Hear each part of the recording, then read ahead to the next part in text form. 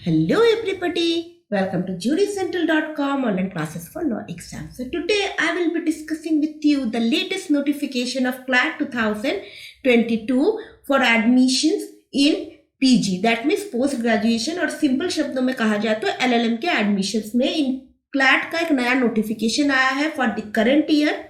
और अगर मैं CLAT की बात करूं तो there are a total number of 80 national law universities under the consortium. पूरे मिला के 18 नेशनल लॉ यूनिवर्सिटीज है जो क्लैट के अंडर आता है। इससे रिलेटेड अगर आपको और भी इंफॉर्मेशन चाहिए तो you can visit this consortium of nlus.ac.in। इसमें जाके जितने भी 18 नेशनल लॉ यूनिवर्सिटीज है उसके एडमिशन का जो भी प्रोसीजर है, लाइक जो ज्यादातर क्वेश्चन मेरे चैनल पे पूछा जाता है कि इसकी फीस कितनी होगी, इसका इनटेक कितना ज्यादा है, और अगर आप NRI है, इफ यू आर NRI, और if you belong from any foreign national, so whether you should apply for CLAT or not, and if you want this information, so you need to visit to their website, और website में जाके you need to visit each and every national law university that comes under the consortium. There only the information is given that whether a foreign national is required to appear in the CLAT exam or not. तो चलिए अब शुरू करते हैं। अब सबसे पहले हम एलिजिबिलिटी से शुरू करेंगे। An LLB degree or an equivalent examination with a minimum of 50% of marks or its equivalent grade in case of candidates belonging to general, OBC, PWD, NRI, PIO, OCI categories and 45% of marks or its equivalent grade in case of candidates belonging to SC/ST categories। शायद आपको पता चल गया होगा, अगर आप general category से belong करते हैं और अगर आपका कैटेगरी अगर ओबीसी के अंडर भी आता है, पीडब्ल्यूडी हो गया, एनआरआई, पीआईओ, ओसीआई, तो आपके लिए it is required that you at least secure 50% marks in your LLB degree. ठीक है। और अगर आप SC/ST से अगर बिलोंग करते हैं तो you need to secure at least 45% mark in your LLB degree. Candidates appearing in the qualifying examination in April में 2022 are also eligible to apply। ये बहुत गौर करने वाली बात है। बहुत सारे लोग मुझसे ये सवाल पूछते हैं कि they are in their final year, so whether they are eligible to apply in CLAT exam or not। तो मैं आपको बता दूं कि अगर आपका फाइनल सेमेस्टर का एग्जाम अगर अप्रैल या मई, जो इस साल का अप्रैल या मई महीने में अगर आता है तब आप इसके लिए एलिजिबल हो, लेकिन अगर बाद का आता है तो एलिजिबल नहीं हो। क्योंकि आपको तो लेट डिग्री मिलेगी, तो हो सकता है उससे पहले ही इनका एडमिशन प्रोसेस खत्म हो जाए।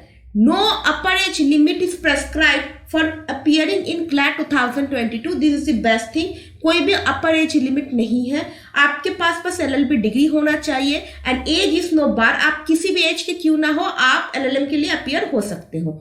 Tie breaker rule. In case of equal marks the break of tie shall be by the following procedure and order as under higher age and computerise draw of lots.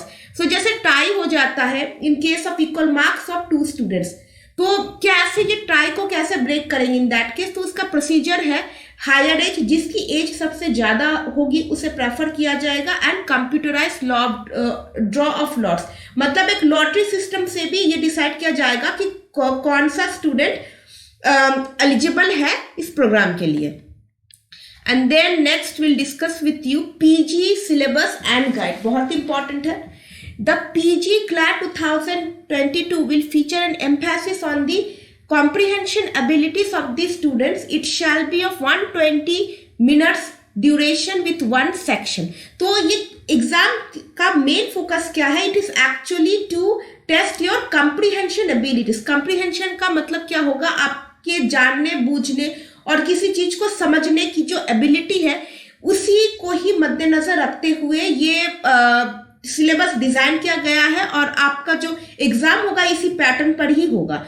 The first section would include 120 objective questions carrying 1 mark each. There shall be a negative marking of 0.25 marks for every wrong answer। सबसे पहले बता दूं, आपका जो duration होने वाला है it will B 120 minutes, that means 2 hours आपका ड्यूरेशन रहेगा। इसमें 120 ऑब्जेक्टिव टाइप क्वेश्चंस रहेंगे, और सारे जो क्वेश्चंस रहेंगे वो 1 मार्क ईच के रहेंगे। नेगेटिव मार्किंग भी होगी, that will be 0.25 for every wrong attempt. The paper will be based on the mandatory subjects of the undergraduate program and include constitutional law, jurisprudence, administrative law, law of contract, torts, family law, criminal law, property law, company law, public international law, tax law, environmental law and labour and industrial law. तो इसका जो syllabus है ना वो काफी company law focused है। इसमें सारे कमर्शियल रिलेटेड लॉज को इंक्लूड किया गया, जैसे क्रिमिनल लॉ हो गया, फिर आपका हो गया टैक्स लॉ हो गया, फिर लेबर एंड इंडस्ट्रियल लॉ हो गया, लॉ ऑफ कॉन्ट्रैक्ट हो गया। उसके साथ साथ और भी आपके सब्जेक्ट्स रहेंगे। तो ये रहेगा आपका सब्जेक्ट। अब देखते हैं कि आपका क्वेश्चन का पैटर्न किस टाइप का रहेगा। In this section of the PG CLAT 2022, you will be provided extracts from primary legal material such as important court decisions in various fields of law, statutes or regulations. Each passage will be followed by a series of questions that will require you to demonstrate the अब बता दूं आपका जो question का जो format रहेगा, it will be in comprehension based format. मतलब एक पैसेज दिया जाएगा and the passage will be based from the recent court judgments. और वो कोर्ट जजमेंट्स किस टाइप के रहेंगे, जैसे कि उसमें कोई लॉ इवॉल्व हो, ठीक है, जैसे फॉर एग्जांपल जैसे आपका आधार जजमेंट हो गया, ठीक है ना, इस टाइप के आपके जो रिसेंट सुप्रीम कोर्ट जजमेंट्स हो गए। फिर उसके अलावा जो सबसे ज्यादा मैंने जो पिछले 2 साल से इनका यही पैटर्न आ रहा है, उसमें सबसे ज्यादा जो पैसेजेस तो आए हैं वो सबसे मतलब कि मैंने देखा है it actually from the judgments which are given in favor of disabled। तो जो भी दिव्यांगों से रिलेटेड जो जजमेंट्स है ना उसको आप अच्छे से फॉलो कीजिएगा, क्योंकि उससे सबसे ज्यादा क्वेश्चन पूछे जाते हैं। And the ability to read and comprehend the issues discussed in the passage as well as any arguments and view points discussed और set out in the passage. तो आपको मतलब कि ये सारी चीजें आपको ध्यान में रखनी है while solving this kind of questions. और उसके साथ साथ आपको बता दूं, पैसेज की बात करूं तो जूरिस्प्रूडेंस से भी किसी भी कोई भी टॉपिक से भी एक पैसेज आ सकता है, पब्लिक इंटरनेशनल लॉ से भी आता है क्वेश्चन। तो ये चीज को आप ध्यान में रखिएगा। सुप्रीम कोर्ट के लेटेस्ट जजमेंट हो गया या फिर उसके अलावे जूरिस्प्रूडेंस का भी कोई पैसेज आपसे उठा के पूछ सकता है, और या पब्लिक इंटरनेशनल लॉ जो सबसे ज्यादा मतलब पिछले 2 साल का अगर मैं एक स्ट्रक्चर का बताऊं तो preparing for the CLAT PG 2022, as part of your preparations for the PG CLAT 2022, you should read and refresh your knowledge of important judgments and try to discern various issues discussed in such judgments। अब ये ध्यान से सुनिएगा, latest judgement मतलब आपको एक तो आपकी हैबिट होनी चाहिए that you should read the newspaper daily.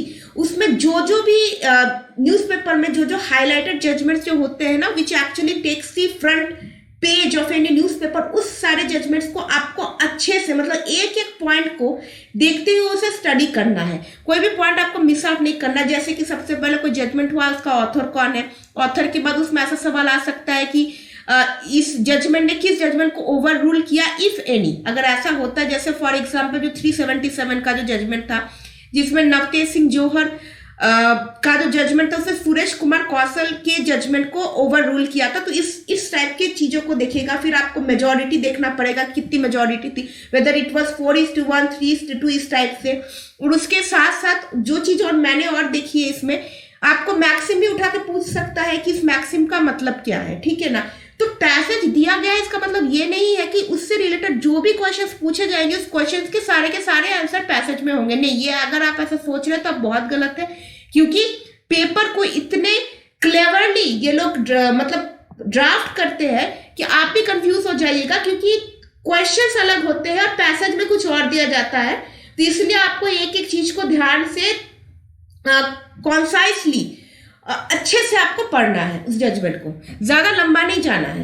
Refresh your knowledge of important constitutional and legislative provisions, particularly those that may have been discussed in recent judgments. जैसे फॉर एग्जांपल फार्म लॉस हो गया, farm laws के judgment को farm laws जो आए थे पहले, अभी तो चलो उनको रिपील कर दिया गया, देयर आर 4 फार्म लॉस। उसके सुप्रीम कोर्ट ने जजमेंट दिया था इन द ईयर ऑफ 2021, जिसमें इसने इसे स्टे कर दिया था इस जजमेंट को, ठीक है ना। तो आपको इस टाइप के जजमेंट्स को आपको ध्यान में रखना है। फिर सुओ मोटो केसेस भी होते हैं, कोई लॉ को देखते हुए कोर्ट सुओ मोटो एक्शन भी लेती है ऑन इट्स ओन, तो ऐसे जजमेंट्स को भी आपको ध्यान में रखना पड़ेगा। It would also be useful to ensure you are aware of historical case law and amendments related to such provision so that you have a more complete awareness of such provisions and the issues related to them.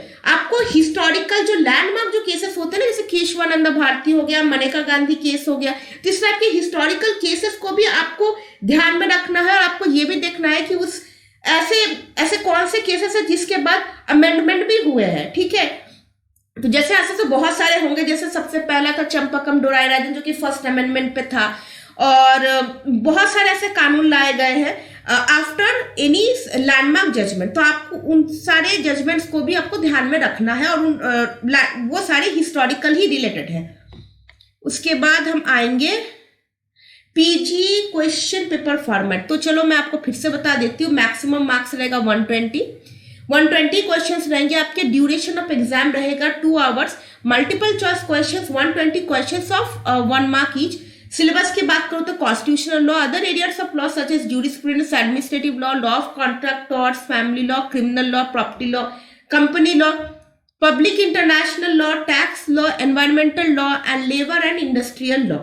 ये तो मैंने आपको बता दिया था। Negative marking रहेगी 0.25 will be deducted for each wrong answer. अब देखिए ये क्वेश्चन, अगर मैं इस एग्जाम की बात करूँ, ये काफी चैलेंजिंग सा हो जाता है। चैलेंजिंग सा इसलिए होता है क्योंकि एक तो पैसेज होता है, और पैसेज को रीड करते करते इतना टाइम निकल जाता है ना कि वो क्वेश्चंस पूरा कवर अप नहीं हो पाते। तो आपको ये ध्यान में रखना है कि आप जजमेंट्स को बार बार उसको आप रिवाइज करते रहे। उसमें कौन कौन से पॉइंट्स आए उस चीज को आप लिखिए, उसमें कौन कौन से लॉस इन्वॉल्व है, और उसमें कौन से मैक्सिम्स यूज किए गए हैं, कौन सा ओपिनियन या प्रिंसिपल लिया गया है। तो इस चीज को आप हमेशा ध्यान में रखिएगा, तब आपको बिल्कुल नहीं दिक्कत आएगी ऐसे क्वेश्चन पेपर सॉल्व करने में। उसके बाद instructions for PG programme. The CLAT 2022 examination will be held in offline mode. Offline रहेगा, ऑनलाइन नहीं रहेगा। The date of examination is scheduled on 8th May 2022 from 3 PM to 5 PM. तो इसका exam होगा वो 8 मई से शुरू होगा, और 8 मई को ही होगा, और वो 3 से 5 बजे के बीच में रहेगा। Application have to be submitted online only from the consortium of nlus.ac.in website. तो आपको ऑनलाइन इसमें सबमिट करना है। For any information relating to 18 NLUs the candidate may refer to the e-brochure of the respective institutions available in the consortium website. So I have already told you there are total number of 18 NLUs, and if you want further details of the seat intake and about other admission procedure, you need to visit to their website, and the details have already been given on the e-brochure and it is available on this website.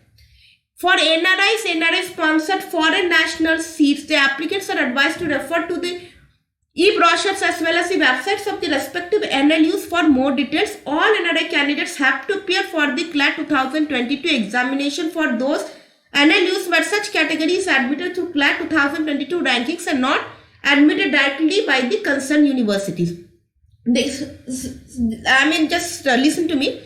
Foreign nationals are exempted from appearing in this examination, but if you belong from NRI or PIO or OCI categories, then you need to refer to the e-brochures of all the NLUs which have already been provided under on this website, and there only you will get this information that whether you are required to appear in NLUs for this CLAT exam or not, because every NLUs has different criteria. Some NLUs require these students to appear in CLAT, they take the CLAT ranking, and there are some other universities where it is not required whether the NRI person should appear in CLAT exam or not. So you need to refer to their e-brochure for more such details. Information regarding the details of intake, reservation policies and the courses offered along with the fee structures of various participating national universities is available in the information brochure, which can be accessed from the official website of CLAT and also from the websites of the participating NLUs. तो जो आप लोगों को जो भी सवाल रहता है ना कि इनटेक क्या है, रिजर्वेशन पॉलिसी क्या है, क्या क्या कोर्सेस ऑफर्ड है, जो सबसे ज्यादा मुझसे पूछे जाते हैं, ये भी ऐसे सवाल है जो इस चैनल में सबसे ज्यादा पूछे जाते हैं कि स्पेशलाइजेशन कोर्सेज किस किस यूनिवर्सिटी में अवेलेबल है। तो मैं आपसे यही कहूंगी कि आप ई ब्रोशर को रेफर कीजिए, वहां पे आपको सारे डिटेल्स मिल जाएंगे। अब उससे इंपॉर्टेंट और जान लेते हैं। The online enrolment for CLAT 2022 will open on 1st of January 2022 and close on 31st of March 2022। इनके ऑलरेडी ऑनलाइन एनरोलमेंट प्रोसेस जो है वो शुरू हो चुका है, एप्लीकेशंस आर ऑलरेडी ओपन। तो आपको क्या करना है, आपको वेबसाइट में जाना है और आपको मैं लास्ट डेट बता दूं, it is 31st of March 2022। उसके बाद इसकी एंट्रीज बंद हो जाएगी और एग्जाम आपका होगा 8 May 2022। तो वही बस जनरल सी बातें लिखी गई है कि आपको रजिस्ट्रेशन करना है, आपको सही से फिल करना है एप्लीकेशन फॉर्म। और उसके बाद एक और चीज कहा गया है यहाँ, the candidate shall fill his और preference order of all NLUs after the results are declare. Preference अभी आपको फिल नहीं करने, आपका कोई भी पसंदीदा NLU हो, लेकिन अभी आप प्रेफरेंस नहीं सेट कर सकते हैं। जब आपके रिजल्ट डिक्लेयर हो जाएंगे तभी जाके आप प्रेफरेंस चूज कर सकते हैं। It is actually according to your All India rank. The candidates are requested to choose the program UG and PG correctly. Request for change of program in the application form will not be entertained। और ये बहुत important बात है, इसलिए है क्योंकि PG के लोग क्या होता है कि वो गलती से UG की एप्लीकेशन भर देते हैं। तो ऐसा नहीं करना है, UG वाले UG में जाएंगे, PG वाले PG में जाएंगे। तो उसके बाद आप देख लेते हैं documents to be uploaded with the online application. इसमें आपको एक फोटो लगेगी। It shall be a front-facing photograph with plain background, signature of the candidate, your category certificate, and all other necessary documents। अब application fee के बारे में जान लेते हैं। If I talk about application fee, their application is really expensive। वो काफी time से ही इसका एक्सपेंसिव था। मेरे टाइम पे तो it was 3,500 later and now it is increased to 4,000। तो application fee for general OBC PWD NRI PIO OCI candidate it is 4,000 and application fee for SC ST BPL category candidate it is 3,500। Cost of previous years question paper is ₹500। आप चाहते हो तो आप ले लीजिए, otherwise इसका पूरा solution मेरे चैनल पे अवेलेबल है। आई अगेन टेक दो session, so don't worry. The candidates themselves will have to bear the bank transaction charges for remitting the fee online। चलो ये सब तो आपको पता ही होगा। The admit card hall ticket can be downloaded by the candidate by logging into his or her account। The exact date on which the hall ticket will be made available will be intimated on the website। आपको एक और चीज advice की जाती है कि after filling your application form you should keep on checking to this website for any further updates। अगर आप मतलब कि बहुत लोगों को ये जो क्वेश्चन होता है कि मेरा एडमिट कार्ड कब रिलीज होगा, कब एग्जाम होगा, कब क्या जो भी है, आप बार बार इस वेबसाइट को आप रेफर करते जाइए। सारी इंफॉर्मेशन यहाँ पे आ जाएगा और आपको जो अकाउंट बनेगा ना, आप अकाउंट को भी बार चेक करते रहिएगा, उसमें सारे डिटेल्स आपको शेयर कर दिए जाएंगे। तो अब बात करते हैं कि अब जो रिसेंट जजमेंट है वो आपको कहाँ से मिले। So you can also subscribe to the channel.